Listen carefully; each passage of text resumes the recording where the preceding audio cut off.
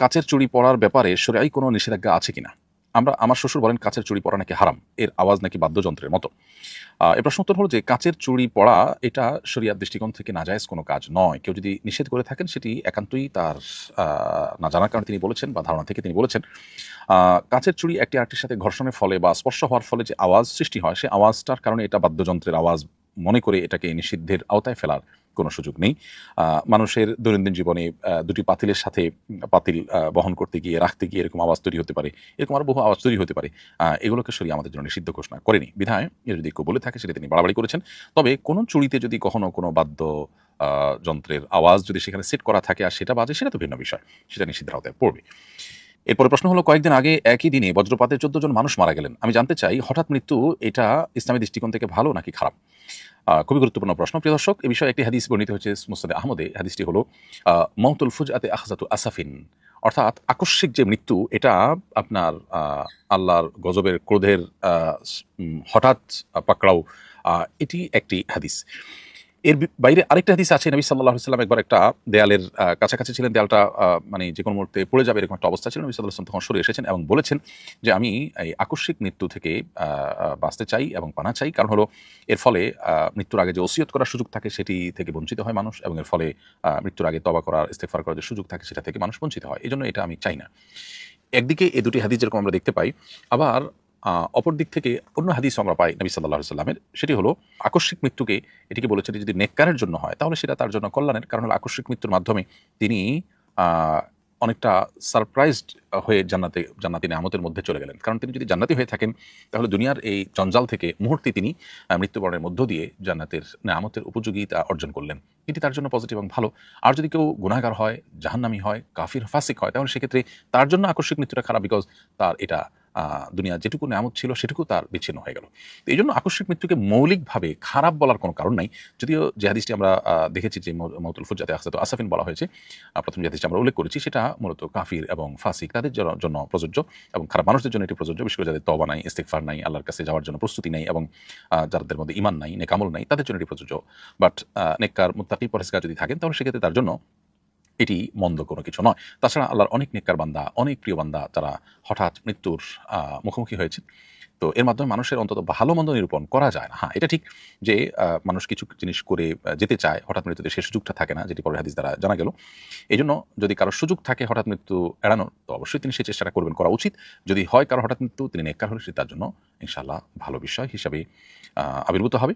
আর বদকার হলে তো ভিন্ন কথা। আল্লাহ তাআলা আমাদেরকে ভালো মৃত্যু এবং নেককার মৃত্যু নসিব করুন। এরপরের প্রশ্ন হলো, অনেককে দেখেছি মশা কামড় দিলে সেখানে থুতু লাগান।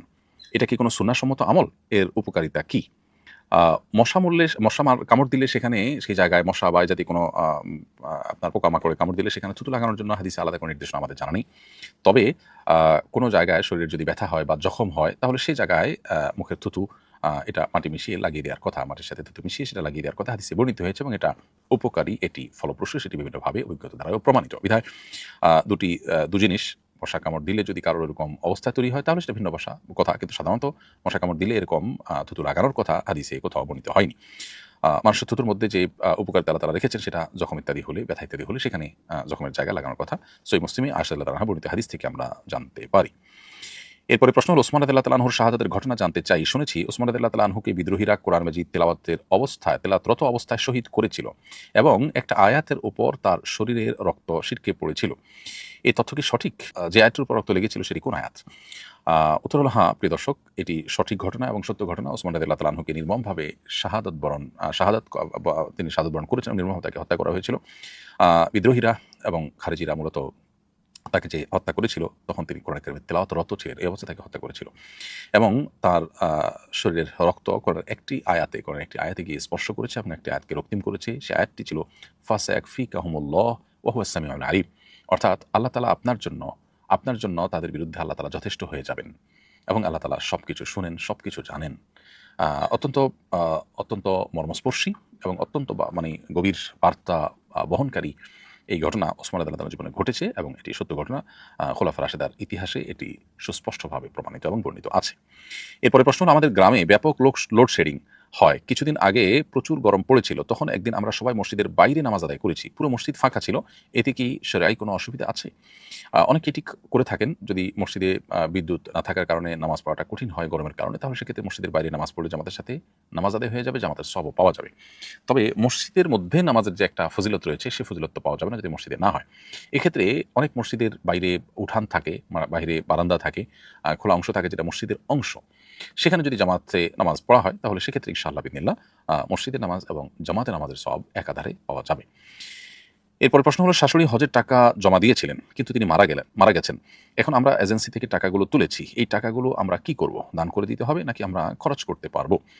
আপনার শাশুড়ি যিনি টাকা জমা দিয়েছেন এবং হজ করতে পারেননি, তার আগে তার মৃত্যু এসে গেছে। এমত অবস্থায় তার মৃত্যুর পর এই টাকার মালিক মূলত ওয়ারিসরা। অর্থাৎ তিনি যে সমস্ত ওয়ারিসদেরকে রেখে গেছেন, ছেলে, সন্তান, অন্যান্য যারা আছেন ওয়ারিস, তাদের হক এটা তাদের মধ্যে শরিয়ার বর্ণনা অনুযায়ী, কোরআনের বর্ণনা অনুযায়ী আনুপাতিক হারে বন্টন হয়ে যাবে অন্য সম্পদের মতো করে। অন্য সম্পদের সাথে যুক্ত হয়ে এটা তাদের মধ্যে বন্টিত হবে। এর বাইরে যদি তার উপর কখনো হজ ফরজ হয়েছিল, এমন যদি হয় যে হজটা ফরজ ছিল বেসিক্যালি, কিন্তু তিনি সেই ফরজ হজ আদায় করতে পারেননি, তাহলে সেক্ষেত্রে তার এই টাকা দিয়ে ওয়ারিসরা তার জন্য বদলি হজ করেন তাদের কর্তব্য। এরপরে প্রশ্ন হলো, আমার ভ্রাম্যমান একটি বইয়ের দোকান আছে। বিক্রির উদ্দেশ্যে আমি একজন থেকে কিছু বই পাইকারি কিনেছি। এখন দেখি বইয়ের গায়ে লেখা এটি দাওয়ার সংস্করণ, বিক্রির জন্য নয়। এখন আমি কি করতে পারি? আমি যদি এই বইগুলো বিক্রি করি তাহলে কি হারাম হবে? যেহেতু এটি দাওয়ার সংস্করণ, বিক্রির জন্য নয়, অতএব এটি বিক্রি করা আপনার জন্য জায়েজ হবে না। আপনার কাছে কেউ যদি বিক্রি করে থাকে তাহলে সে আপনার সঙ্গে প্রতারণা করেছে। আপনি তাকে এই বইগুলো ফেরত দিয়ে টাকা নিয়ে নিতে পারেন, অথবা কোনোভাবে আপনি তাকে বাধ্য করতে পারেন আপনার যে টাকা সে অন্যায়ভাবে গ্রহণ করেছে সেটি দিতে। আর যদি সেটা আপনি আদায় করতে নাও পারেন, তাহলেও এটি আপনার জন্য বিক্রি করা জায়েজ হবে না, কারণ এটি মূলত আরেকজনের জিনিস আপনাকে সে দিয়ে দিয়েছে, যেটা আসলে আল্লাহর রাস্তায় দেওয়ার কথা সে আপনার কাছে বিক্রি করেছে। তো এমত অবস্থায় আপনার এটি দাওয়াতি কাজে ফ্রি বিতরণের জন্য ব্যয় করতে হবে। যে টাকা আপনার গচ্ছা গেছে সেটার জন্য আপনি কিয়ামতের দিন অবশ্যই বুঝে পাবেন এবং আল্লাহর কাছে আজর পাবেন সবরের জন্য। তাই বলে এই ফ্রি বিতরণের বই আপনার জন্য বিক্রি করা জায়েজ হবে না। এরপরে প্রশ্ন হলো, আমি এই লাইভের নিয়মিত দর্শক। আজ এর ৩০০তম পর্ব। আলহামদুলিল্লাহ, এত উপকারী এই প্রোগ্রামটির সূচনার গল্প জানতে চাই। কেন মনে হলো এই প্রোগ্রামটি করবেন এবং নিরলসভাবে এর ৩০০তম পর্বে পৌঁছার অভিজ্ঞতা জানতে চাই। ধন্যবাদ প্রিয় দর্শক। আপনার এই অনুভূতি আমাদেরকে আনন্দিত করে, আল্লাহর শুকরিয়া আদায় করতে আমাদেরকে উৎসাহিত করে, অনুপ্রাণিত করে। জাযাকুমুল্লাহ খাইর। আপনি নিয়মিত দর্শক শুনে খুব ভালো লাগলো। মূলত আমাদের সর্বস্তরের সাধারণ মানুষের দিন সম্পর্কে জানার যে আগ্রহ আছে, সে আগ্রহটাকে কিভাবে খুব সহজে পূরণ করা যায় সেই চিন্তা আমরা দীর্ঘদিন থেকে করে আসছিলাম। একটা সময় হোয়াটসঅ্যাপ গ্রুপে আমরা বিভিন্ন ভাই বোনদের করা প্রশ্নের উত্তর দেওয়ার চেষ্টা করতাম। তখন আমরা দেখতাম যে একেকটা হোয়াটসঅ্যাপ গ্রুপে সম্ভবত ৫৬ জন বা এরকম কাছাকাছি সংখ্যক মানুষ অংশগ্রহণ করতে পারত। অথচ এই মানুষগুলোর আপনার যে চাহিদা আমরা পূরণ করছি, এর বাইরে আরও বিপুল পরিমাণ মানুষের চাহিদা তৈরি হতো। দেখা গেল যে ৫টি ৬টি গ্রুপে মানুষ আপনার সংযুক্ত হয়ে প্রশ্ন করছেন। তখন যেহেতু আমি সৌদি আরবে ছিলাম এবং আমার দাওয়াতি কাজের অংশ হিসাবে সর্বস্তরের সাধারণ মানুষকে প্রশ্ন উত্তর দিতে হতো, সেজন্য আমরা এই গ্রুপগুলোতে প্রচুর পরিমাণে সময় দিতাম। কিন্তু আলাদা আলাদা গ্রুপ করে করে মানুষকে সময় দেওয়ার চাইতে সবাইকে একটা প্ল্যাটফর্মে এনে প্রশ্ন উত্তর দেওয়ার সুযোগ থাকলে সেটা আমাদের জন্য ভালো হতো, তাদের জন্য ভালো হতো। একই প্রশ্ন দেখা যায় বহু মানুষের সেটার উত্তর জানার সুযোগ হতো। এই চিন্তা থেকে মূলত আমরা এই ফেসবুক লাইভের মাধ্যমে এবং ইউটিউব লাইভের মাধ্যমে আমাদের সম্মানিত দর্শক শ্রোতামণ্ডলীর সারা দুনিয়াতে যারা ছড়িয়ে ছিটিয়ে আছেন সর্বস্তরের সাধারণ মুসলমানদের প্রশ্ন উত্তর দেওয়ার জন্য আমরা এই লাইভ অনুষ্ঠানটি শুরু করি। এটা হলো শুরুর গল্প। এবং ৩০০তম পর্ব পর্যন্ত নিরলসভাবে যে চালু করে রাখা, অব্যাহত রাখা, এটার পেছনে মূল চালিকা শক্তি হলো আল্লাহ রাব্বুল আলামিনের অশেষ অনুগ্রহ। কত কিছু মাঝে ঘটেছে, ঘটতে পারত, যার ফলশ্রুতিতে এই অনুষ্ঠানটিকে কন্টিনিউ করা কঠিন হতো, কিন্তু আল্লাহ রাব্বুল আলামিন তৌফিক দিয়েছেন, ফালিল্লাহিল হামদ। সেই সাথে আমাদের সম্মানিত দর্শক শ্রোতা মণ্ডলী যারা শুরু থেকে আমাদেরকে অনুপ্রাণিত করে আসছেন, যারা অংশগ্রহণ করে আসছেন, যারা ধৈর্য ধারণ করে শুনেছেন, অন্যদেরকে দাওয়াত দিয়েছেন, তাদের এই অংশগ্রহণটা মূলত আমাদেরকে অনেক বেশি অনুপ্রাণিত করেছে। এই জন্য তাদের প্রতিও কৃতজ্ঞতা এবং ধন্যবাদ। ইনশাআল্লাহ এই ৩০০টি পর্ব শেষ করার এই গুরুত্বপূর্ণ ক্ষণে আমরা একটি উদ্যোগ নিয়েছি, সেটি হল ৩০১তম পর্বকে স্মরণীয় করে রাখবার জন্য ইনশাআল্লাহ আমরা লাইভ অনুষ্ঠানটিকে ডিজিটাল বা অনলাইন লাইভের বিপরীতে বরং সরাসরি এবং সামনাসামনি প্রশ্নোত্তরের সেশনে আমরা সেটিকে পরিণত করতে চাই। অর্থাৎ একটি পর্বকে আমরা একেবারে দর্শকদের উপস্থিতিতে প্রশ্নোত্তরের সেশন এবং অনুভূতি প্রকাশের সেশন করতে চাই। সেটি ইনশাআল্লাহ আগামী ৮ই মে আমরা আল্লাহ তৌফিক দান করলে সুন্নাহ ফাউন্ডেশন অডিটোরিয়ামে আমরা আমাদের সময় তো দর্শক শ্রোতাদেরকে দাওয়াত দিব, যারা আগ্রহী তারা নির্দিষ্ট গুগল ফর্মে আবেদন করতে হবে। আবেদনকারীদের মধ্যে থেকে 500 লোককে আমরা ইনশাআল্লাহ ফোন কলের মাধ্যমে, SMS এর মাধ্যমে আমরা নিশ্চিত করব তারা ইনশাআল্লাহ জুমাবার অর্থাৎ আগামী জুমাবার 8ই মে তারা আসরের সময় ফাউন্ডেশনে চলে আসবেন বা আসরের পরপর চলে আসবেন। মাগরিব পড়ে আমরা সাথে সাথে লাইভে সংযুক্ত হব। অর্থাৎ প্রতিদিন এই লাইভ অনুষ্ঠানটা আমরা এশার পরে করলেও সেদিন আমরা মাগরিবের পরে করব এবং সরাসরি অংশগ্রহণ করবার সুযোগ থাকবে। যারা দূর দূরান্তে আছেন বা শারীরিকভাবে অংশগ্রহণ করতে পারছেন না, তারা যেন অনলাইনে এই অনুষ্ঠানে আমাদের সাথে সংযুক্ত হতে পারেন, তাদের জন্য আমরা ব্যবস্থা রাখবো এবং সরাসরি সেটি লাইভ সম্প্রচারিত অনলাইনেও হবে। তো আবার ধন্যবাদ আপনাকে মূল্যবান একটি প্রশ্ন করবার জন্য এবং আপনার অনুভূতি প্রকাশ করার মধ্য দিয়ে আমাদেরকে আবারও অনুপ্রাণিত করবার জন্য। এরপরে প্রশ্ন হলো, আমাদের একটি মুরগির খামার আছে, খামারের কিছু মুরগি অসুস্থ হলে সেগুলোকে ইচ্ছাকৃতভাবে মেরে ফেলতে হয়, না হয় সকল মুরগি অসুস্থ হয়ে যায়। এই অবস্থায় করণীয় কি? জবাই করে বিক্রি করলে ভালো বলে বিক্রি করতে হয়, অসুস্থ জানলে সাধারণ কেউ নেয় না, এভাবে মুরগি মেরে ফেলা যাবে কিনা? প্রিয় দর্শক, এর উত্তর হলো যে যদি এর গোশত ক্ষতিকর কিছু না হয় আমাদের স্বাস্থ্যের জন্য, তাহলে সেক্ষেত্রে আপনি এটা জবাই করে প্রয়োজনে দান দক্ষিণা করে দিতে পারেন, নিজে খেতে পারেন। কোনো আপনার সুনির্দিষ্ট কারণ ছাড়া মেরে ফেলে নষ্ট করা এক তো সম্পদের অপচয় এবং নষ্টের শামিল। দ্বিতীয়ত এটি অবশ্যই একটি অন্যায় কাজ হিসাবে বিবেচিত হবে কোনো প্রয়োজন ছাড়া আপনি এটি যদি করতে হয়। আর যদি এর গোশত ক্ষতিকর, কেউ খেলে তার অসুখ হতে পারে এবং বিপদের কারণ হতে পারে, এটি আপনি জানেন, তাহলে সেক্ষেত্রে অবশ্যই মেরে ফেলার সুযোগ রয়েছে। তবে সেক্ষেত্রেও কষ্ট দিয়ে বা আযাব দিয়ে মারার মতো ব্যাপার যেন না ঘটে, সেটি আমাদেরকে খেয়ালে রাখতে হবে। এক ভিডিওতে দেখলাম গোসল করে বাথরুমে কাপড় রেখে আসলে জিনের কুনজর পড়ে, এটা কতটুকু সত্য? প্রিয় দর্শক, এরকম কোনো কথা কোরআন বা হাদিসের কোথাও আছে বলে আমাদের জানা নেই যে বাথরুমে কাপড় রেখে আসলে জিনের কুনজর পড়ে। এরকম কথা কোরআন সুন্নাহর কোথাও বর্ণিত আছে বলে আমাদের জানা নেই। মহিলা মাদ্রাসার আবাসিক ব্যবস্থাপনা নিয়ে প্রায় বিতর্ক তৈরি হয়, এ ব্যাপারে আপনার দৃষ্টিভঙ্গি জানতে চাই। আবাসিক মহিলা মাদ্রাসা সম্পর্কে আপনার সার্বিক অভিমত কি? আমাদের বোনদের দিন শেখার অধিকার আছে, প্রয়োজন আছে। বিশেষ করে মায়েরা, তারা আগামীর প্রজন্মকে গড়ে তোলেন এবং আমাদের শিশুদের সবচেয়ে বড় এবং প্রথম শিক্ষক হলেন মায়েরা। অতএব তাদের মধ্যে দিনী চেতনা জাগ্রত করবার জন্য নানামুখী দাওয়াতি আয়োজন আমাদের নিতে হবে, দাওয়াতি উদ্যোগ আমাদের নিতে হবে। মহিলা মাদ্রাসাগুলো আলিমা, হাফিজা, দায়ী আল্লাহ তৈরির কাজ করছে, এটা জোরালোভাবে করা উচিত। এটা নিয়ে ভিন্নমত করবার খুব বেশি কারণ দেখি না। তবে আবাসিক যে ব্যবস্থাপনা, সেটি আসলে মাদ্রাসায় মেয়েদের জন্য হোক বা ছেলেদের মাদ্রাসা ছোট বাচ্চাদের জন্য হোক, এসব ক্ষেত্রে সর্বোচ্চ সতর্কতা অবলম্বন করা জরুরি, যাতে করে কোনো প্রকার অনাচার এবং কোনো প্রকার অন্যায় কিছু ঘটতে না পারে। সেটি যদি যথাযথভাবে সম্পাদন করা না যায়, বরং সেটা যদি অনাচারের আপনার পরিমাণ বাড়তে থাকে, তাহলে সেক্ষেত্রে সেটা তো জায়েজ হবে না। নিজের সন্তানকে কেউ দেওয়ার আগে অবশ্যই আবাসিক যদি দিতে হয়, তাহলে সেক্ষেত্রে আবাসিক ব্যবস্থাপনা, সেখানে সিসি ক্যামেরা আছে কিনা, যথেষ্ট মনিটরিং আছে কিনা, শরিয়া প্রতিপালন যথাযথভাবে হয় কিনা এবং দায়িত্বশীলরা সর্বোচ্চ সতর্ক কিনা, বিষয়গুলো দেখা তাদের কর্তব্য। আর যারা দায়িত্বশীল আছেন, যারা মাদ্রাসাগুলোর পরিচালনার সাথে, ব্যবস্থাপনার সাথে জড়িত আছেন, তাদের কর্তব্য হলো এই মাদ্রাসাগুলোকে সকল প্রকার বিতর্কের ঊর্ধ্বে রাখা এবং তুলে ধরা। এগুলো যদি করা যায় তাহলে এটা অবশ্যই প্রশংসনীয়। আর যদি সেগুলো তারা যথাযথভাবে করতে না পারেন, তাহলে তো ভালো কাজ করতে গিয়ে তারা বরং গুনাহের কাজে লিপ্ত হওয়ার আশঙ্কাও রয়েছে। আমি প্রথমবারের মতো হজে যাচ্ছি, জনৈক ব্যক্তি বললেন আরাফার ময়দানে পাথরে নিজের নাম লিখে আসতে, তাহলে নাকি পরকালে নাজাত পেতে সহজ হবে। এর সত্যতা জানতে চাই। প্রিয় দর্শক, আরাফার ময়দানে উপস্থিত হওয়া এটা হজের মূল এবং প্রধান অংশ। নবী সাল্লাল্লাহু আলাইহি ওয়াসাল্লাম বলেছেন, আল হাজ্জু আরাফা, হজই হলো আরাফায় অবস্থান। কিন্তু আপনি যেটি বললেন যে আরাফায় একজন হাজি গিয়ে পাথরে নিজের নাম লিখবেন, তাহলে সেক্ষেত্রে আখিরাতের নাজাত হবে, এটি সম্পূর্ণ ভিত্তিহীন একটি কথা। এ কথার কোনো ভিত্তি কোরআন বা সুন্নাহর কোথাও নেই। বিধায় এ ধরনের বিশ্বাস রেখে যদি কেউ এই কাজ করেন, তাহলে সেটা বিদআতে পরিগণিত হবে এবং এর ফলে সওয়াবের পরিবর্তে বরং আরও গুনাহ হবে। ইসলামে মন গড়া বা কুসংস্কারাচ্ছন্ন বিশ্বাসী হয়ে বা ভুল বিশ্বাসী হয়ে এরকম কোনো কাজ করবার কোনো সুযোগ আমাদের জন্য নেই। এরপরে প্রশ্ন হলো, মিরাজ বন্টনের পূর্বে যৌথ সম্পদের উপর কি ওয়ারিসদের যাকাত দিতে হবে? উত্তর হলো, যাকাত ওয়াজিব হওয়ার জন্য সম্পদের পূর্ণাঙ্গ মালিকানা শর্ত। কেউ মারা যাওয়ার পর তার রেখে যাওয়া পরিত্যক্ত সম্পদ ওয়ারিসরা যখন বুঝে পায়, তখন সবাই মালিক হয়। আর যতক্ষণ পর্যন্ত সবাই বুঝে না পায়, সবাই হস্তগত না হয়, ততক্ষণ পর্যন্ত মালিকানাটা পূর্ণতা পায় না। আইনগতভাবে তারা মালিক, তাদের বাবার মায়ের রেখে যাওয়া সম্পদের মালিক তারা, বা ওয়ারিস হিসাবে যারা আছেন, যিনি মারা গেছেন তার ওয়ারিস হিসাবে তার রেখে যাওয়া সম্পদের নির্দিষ্ট হারের হিস্সার মালিক তারা।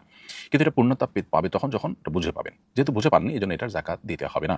তবে যদি দীর্ঘদিন পর্যন্ত এভাবে ফেলে রাখা হয়, অথচ বুঝে পেতে কোনো অসুবিধা নাই তাদের, তারা চাইলেই ভাগযোগ করে নিতে পারেন, কিন্তু নিচ্ছেন না, ঝুলিয়ে রাখছেন, তাহলে সেক্ষেত্রে পাকিস্তানের বানুরি টাউনের ওলামা ইকরামের ফতোয়ার আলোকে এই যৌথ টাকাটার উপরে যাকাত দিতে হবে। ওয়ারিসরা আনুপাতিক হারে যার যতটুকু হিস্সার মালিক তিনি ততটুকু, অন্যান্য সম্পদের সাথে এটা মিলে যদি যাকাত যোগ্য হয়, তাহলে সেক্ষেত্রে তিনি যাকাত দিয়ে যেতে হবে। যদিও এক্ষেত্রে অন্যদের ভিন্ন মতো আছে, কারণ হলো হস্তান্তর প্রক্রিয়া পূর্ণতা পায়নি এবং হস্তগত হয়ে মালিকানাটা পরিপূর্ণতা অর্জন করেনি, সেজন্য আপনার এক ভিন্ন দৃষ্টিকোণ থেকে এটির পর যাকাত আসে না। কিন্তু যাকাত দেওয়াটাই হলো অধিকতর নিরাপদ, বিশেষ করে আজকাল বছরকে বছর এভাবে যৌথ সম্পদ ফেলে রাখা হয় কোনো বিশেষ কারণ ছাড়া। এমনিতেই কোনো মানুষের মৃত্যুর পর যত দ্রুততার সাথে সম্ভব তার সম্পদ বন্টন করে নেওয়া এবং ওয়ারিসদের মধ্যে ভাগযোগ করাটা, এটা আমাদের কর্তব্যের অংশ। এরপরে প্রশ্ন হলো, বজ্রপাত হওয়ার সময় করণীয় কি? এ সময় করণীয় বিশেষ কোনো আমল আছে কি? বজ্রপাতে প্রায় সময় আমরা শুনতে পাই অনেক মানুষের প্রাণহানি ঘটে, অনেক বিপদের কথা আমরা শুনতে পাই, অনেক দুর্ঘটনার কথা আমরা শুনতে পাই।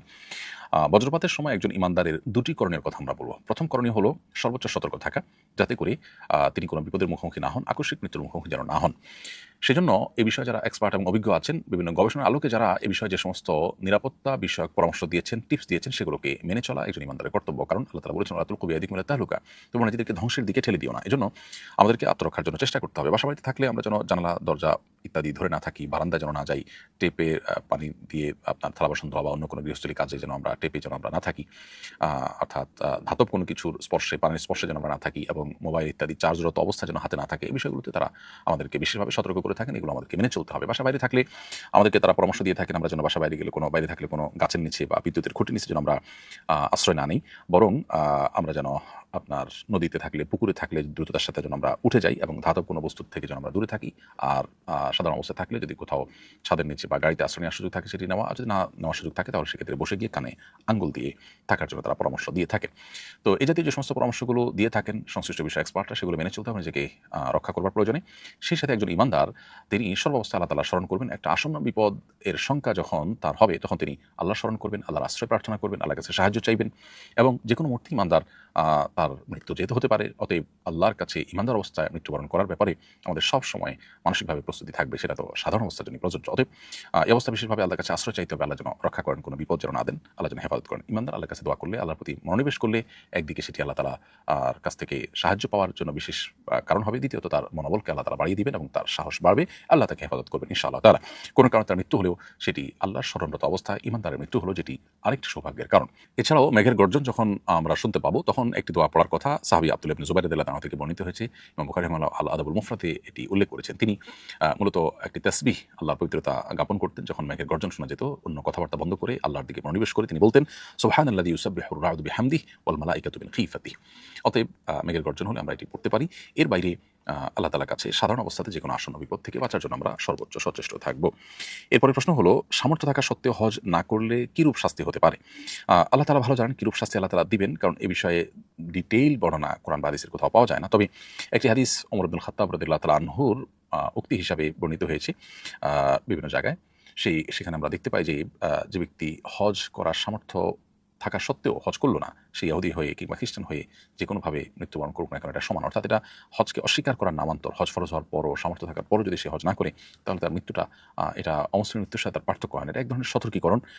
এর মাধ্যমে অবশ্য লোকটা ইমান থেকে খারিজ হয়ে যায়, সেটি সাব্যস্ত হয়েছে বলে কোনো মুহাদ্দিস, কোনো আলিম অবশ্যই ব্যাখ্যা বলেননি।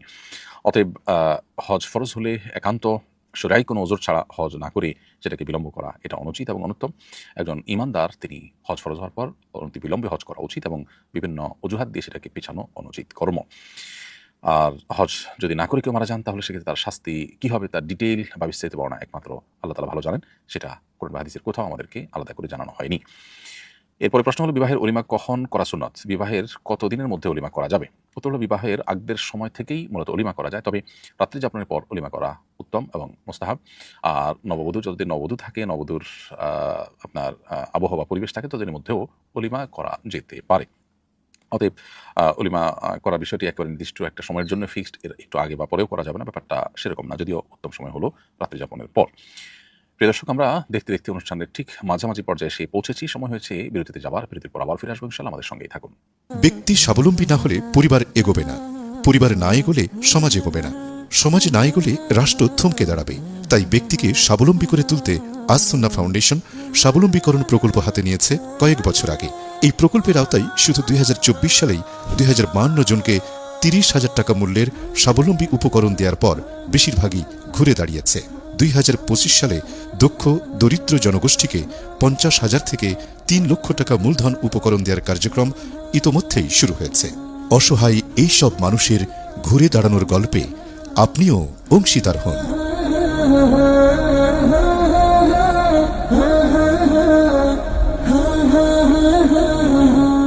প্রিয় দর্শক, বিরতির পর আবার আপনাদেরকে স্বাগতম জানাচ্ছি। আপনারা দেখছেন আস সুন্নাহ ফাউন্ডেশন আয়োজিত সাপ্তাহিক প্রশ্ন উত্তরমূলক অনুষ্ঠান শরঈ সমাধানের 300তম পর্ব। বিরতির আগে আমরা অনেকগুলো প্রশ্ন উত্তর দিয়েছি আল্লাহ তাআলার অশেষ অনুগ্রহে। এই পর্যায়ে আমি যে প্রশ্নটি দেখতে পাচ্ছি সেটি হলো, বাসার ছোট শিশুরা পেশাব করার পর পানি ব্যবহার করে না, যার ফলে তাদের কাপড়ে পেশাব লেগে থাকে। এমন শিশুদের কোলে নিলে আমার পোশাক বা শরীর নাপাক হবে কিনা, নাপাকি লেগেছে কিনা বিষয়ে নিশ্চিত না হলে বা কাপড় শুকনো থাকলে পবিত্রতার বিধান কি?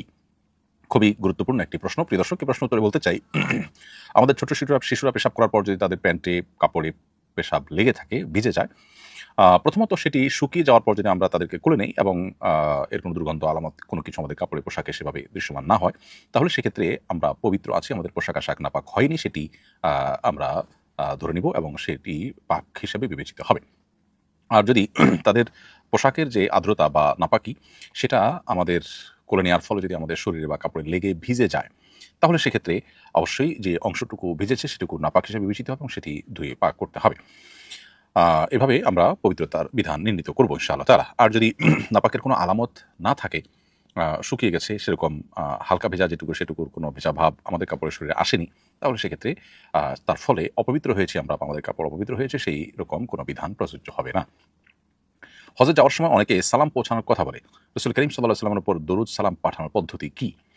গুরুত্বপূর্ণ প্রশ্ন বিষয়ে নবী করিম সাল্লাল্লাহু আলাইহি ওয়াসাল্লাম থেকে একটি হাদিস সুনানে নাসাইতে বর্ণিত হয়েছে। তিনি বলেছেন, ইন্না লিল্লাহি সাইয়াহিনা ফিল আরদ ইউবাল্লিগুনা মিন্নি মিন উম্মতি আসসালাম। নবীজি বলেছেন, আমার উম্মত পৃথিবীর বিভিন্ন প্রান্ত থেকে যে আমার কাছে সালাম প্রেরণ করে আর আল্লাহর কাছে দরুদ পেশ করে, অর্থাৎ নবী সাল্লাল্লাহু আলাইহি ওয়াসাল্লামের জন্য দোয়া করে, সেটিকে নবী সাল্লাল্লাহু আলাইহি ওয়াসাল্লামের কাছে সেই সালাম পৌঁছাবার জন্য আল্লাহ তাআলার কিছু ফেরেশতা আছেন যারা বিশ্বময় বিচরণ করে থাকেন, যাদেরকে আমরা দেখি না।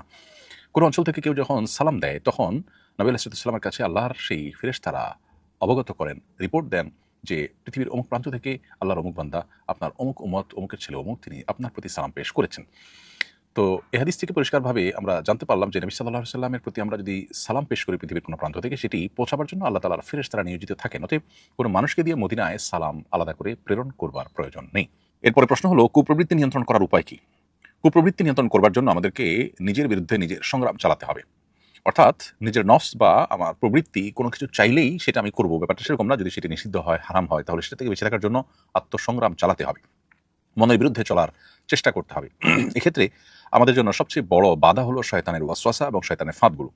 এই জন্য একজন ইমানদার কুপ্রবৃত্তিকে নিয়ন্ত্রণে রাখবার জন্য নিজের প্রচেষ্টার পাশাপাশি শয়তান যেন কোনোভাবে তাকে দুর্বল করে ফেলতে না পারে, শয়তান যেন কোনোভাবে তার উপরে প্রভাব বিস্তার করতে না পারে, সেজন্য সচেষ্ট থাকতে হবে।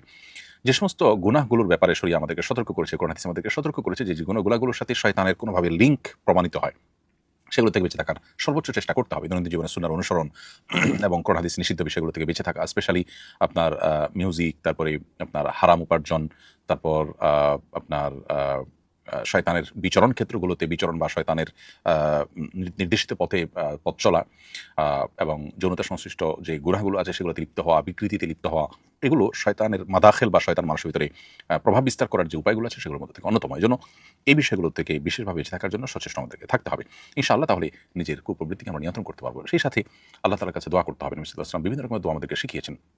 আল্লাহুম্মা আতি নাফসি তাকওয়াহা ওয়া যাক্কিহা ওয়া আনতা খায়রু মান যাক্কাহা। আল্লাহ, আপনি আমার নফসকে পবিত্র করুন, আপনি সর্বোত্তম পবিত্রকারী নফসের জন্য। এছাড়া নবী সাল্লাল্লাহু আলাইহি ওয়াসাল্লাম দোয়া শিখিয়েছেন আমাদেরকে, আল্লাহ এই আল্লাহুম্মা আলহিমনি রুশদি, আল্লাহ আমার নফসকে, আমার প্রবৃত্তিকে ভালো কাজে চলার জন্য আপনি পথনির্দেশ করুন।